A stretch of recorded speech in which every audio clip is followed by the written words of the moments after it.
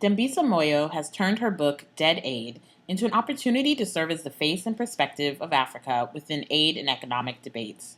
She has taken over a conversation mostly controlled by Western government leaders, celebrities, and white male economists by claiming that traditional models of aid are not working and the needs of the African continent can be better met with other uses of resources. The main thesis of the book is really about Africa becoming an equal partner in the global world. There are no countries on earth, there's not a single country on earth that has achieved long-term growth and meaningfully put a dent in poverty by relying on aid to the extent that African countries do today. And we know this as policymakers and as economists, as development people. We know that aid cannot deliver economic growth and reduce poverty. And yet, we continue to push that strategy on the African continent.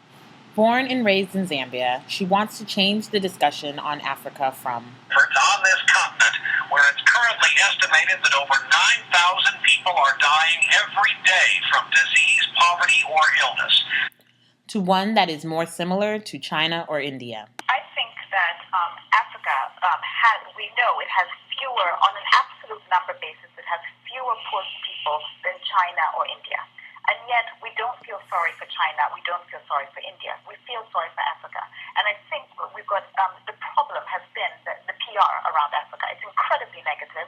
I do fear that the celebrities have basically pushed a negative picture of Africa. They tend to focus on war, disease, corruption, and poverty, when there are a lot of positive things that are happening in Africa that would allow Africa to attract investment and transform the continent. And that's where I do quibble with the celebrities. And besides that, I think that we need to hear more from African leaders. It is them who are charged with the responsibility of increasing growth in Africa. We rarely hear from them what the strategy is. I, as a voting person in Africa, I want to know what African governments are thinking. I'm not interested in hearing about what the celebrities or the charities feel needs to be done in Africa, because otherwise it really erodes the core relationship between me and my government. Moyo has used television, social networking, and print media to become a leader in the discussion on African development. She has faced fans and critics who have either applauded her harsh stance or disagreed with her economic plans. When asked to explain the art of agreeing to disagree in Oprah's magazine O, she stated, "If you question aid to Africa, as I did, you're quickly labeled racist or insensitive or extremist. People use inflammatory language. They say your arguments are foolish, stupid, cruel. But if you ask, would you prefer we live in the status quo, you get a silence. Part of power is emphasizing what everyone agrees on, accepting other views, so you can create a comfort zone of respect and have more space to influence people's thinking.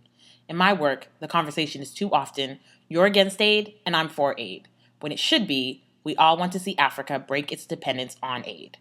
Real power comes from making everyone feel that they are on the same page." Though one may not agree with her argument, methods, or plans, it is hard to argue against a need for a better way to create economic development and progress within the African continent. If nothing else, she adds a perspective to a debate that is often missing an African viewpoint. Let's hope that other speakers, leaders, and economists from within the African continent will continue to join the conversation and be provided a similar platform from which to share.